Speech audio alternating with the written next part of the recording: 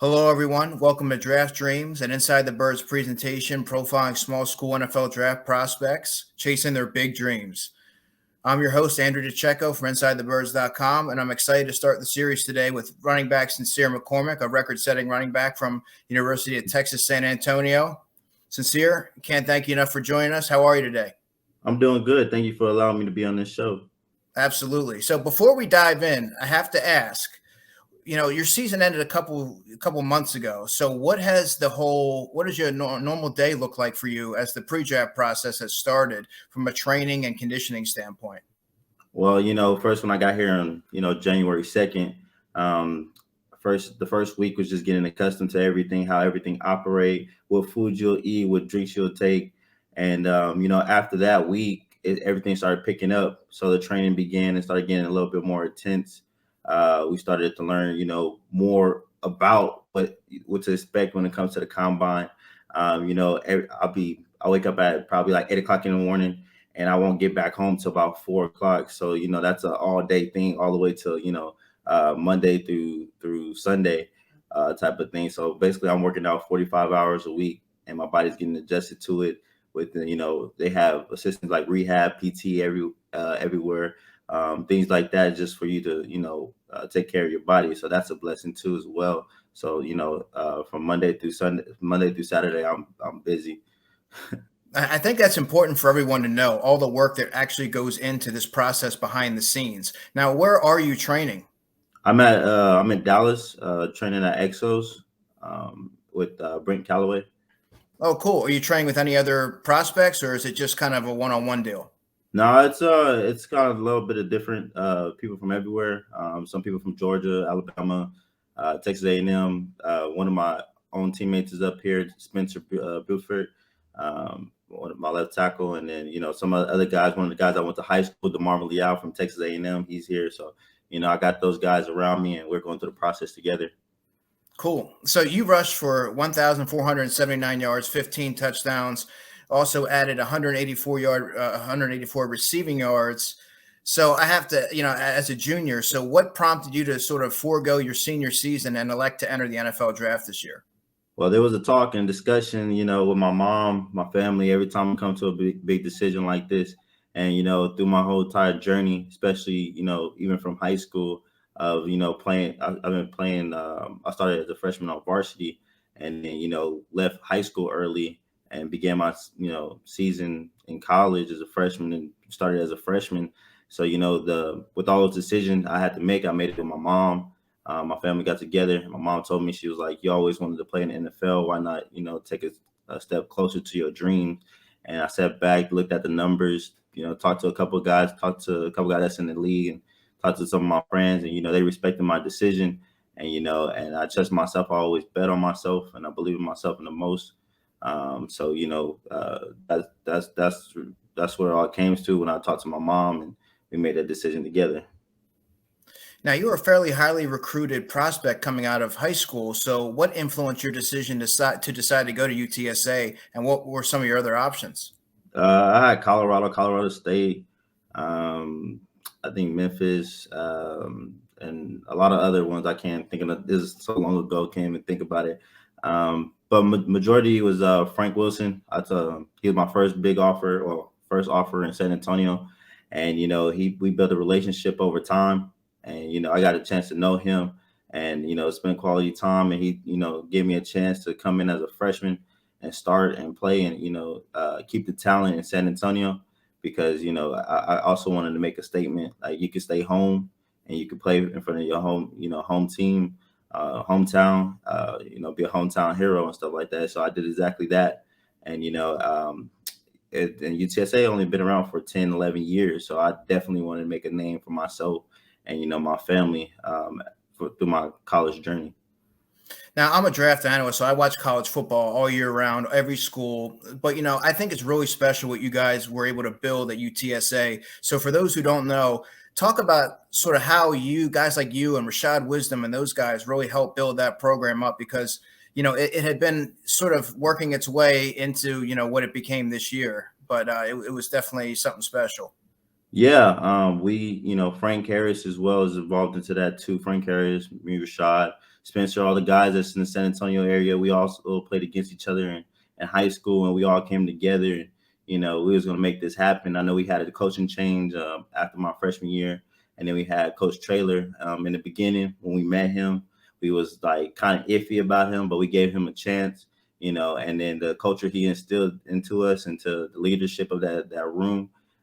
We was behind him 110%. He preached and everything he preached, he abide by. So like all the guys was on board with everything he said, and leading up, sophomore year we went 7-5, and then that summer, that summer that everybody started, being accountable for all your actions, everything, because we knew what it take. We knew what it took to become a championship team. So over the summer, we put in the hard work, the dedication, the leadership of the team was a major, the importance of the team, the reason why we made it a championship, because we got together and understood what we needed to do to be successful in the 2021 season.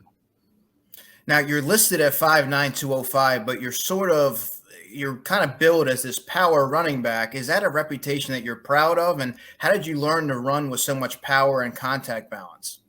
Majority of just over time and through the process of in college of being able to carry a load. A lot of times I'll be in the game for pretty much the entire game. So learning to put my body in stress and be durable. And as you see my film, I get stronger as the game goes by. So like I learned to be able to adapt to that, to become powerful, to become stronger, and to be successful in the running game. So now you have quick feet and you can make guys miss, but if a linebacker's coming in the hole and he's looking to meet you there, are you looking to run through him, or are you trying to make a miss? I'm still trying to make a miss, but if it's me and him and there's nowhere to go, I gotta hit him. I gotta run him over. I gotta run him over. I'm sorry. Now, have you given any thought to the moment of when you're going to hear your name called on NFL Draft Weekend, and what do you think that might be like? All the time and all the stress where I came from. I was born and raised in California, and my mom was a single mom, and all the stuff that she put into this into me, and all the sacrifices she made. And it's going to be that moment my name is called, is all that hard work finally paying off for her. It crosses my mind day by day, and just hearing my name be called and crying, and how that whole emotional thing gets. But just being around my family and that atmosphere and all the hard work and where I came from finally is paying off. Is there a particular NFL running back that you sort of pattern your style after? I can't say that because everybody is different a little bit. I watch Barry Sanders, I watch Todd Gurley, I watch Reggie Bush back in his day and stuff like that.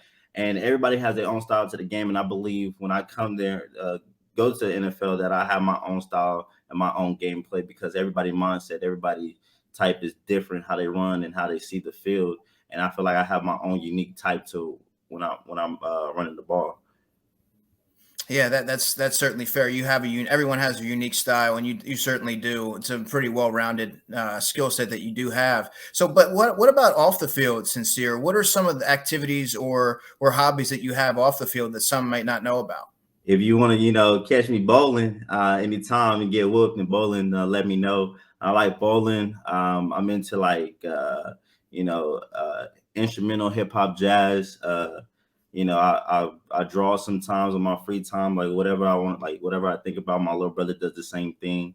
I go to aquarium. I go to the zoo really, but other than that, I mostly like to spend time playing with my uncle in dominoes, because beating him in dominoes, me and him go back and forth. That's something I really like spending time with my family. So. Now, what's a bigger honor for you, being the first AP All-American in school history, or being the first Conference USA or being Conference USA 2 seasons in a row? I have to say both, honestly, because both is is a big award. So I can't give one to the other, because they both weigh the same, and especially being 2 times in a row All-American is a blessing, and then being an AP is another one. Like I can't ask for more. All the hard work that I put in, I can't give one to the other, because they both unique and they both special to me. Now, there's names, obviously you're Sincere, but there's also names in your family that include Precious and Legacy. So, do first names have a special meaning? This is the last question, but I found it interesting. Do first names have a special meaning in the McCormick family? It's a difference, actually it's me, Sincere, then my mom Precious, and then my cousin, and then my daughter Legacy. My cousin's his name is King, and he has a daughter named Queen, and then my other cousin, he has a daughter named Majesty. So it's like the uniqueness of the name is very different, and it's like you don't hear it often, so it's like, why not? And I feel like, Legacy was a perfect name for my daughter. I think the uniqueness of the name, brings out the character of them. It means something. It shows, like, my name is Sincere. I'm truthful. I'm true to you. Legacy. She gonna live up to whatever I leave after her. So, and then Precious, and my mom's sweet, kind, and everything. So I mean, it kind of in a way it plays its part, but it's just something unique and different. Sincere, I can't thank you enough for spending some time with us today, and I wish you all the best in your future. Thank you. Appreciate you having me. Well, that'll do it for the first episode of Draft Dreams. I'm Andrew DiCecco. He's Sincere McCormick. Thanks, everyone, and have a great week. Thank you.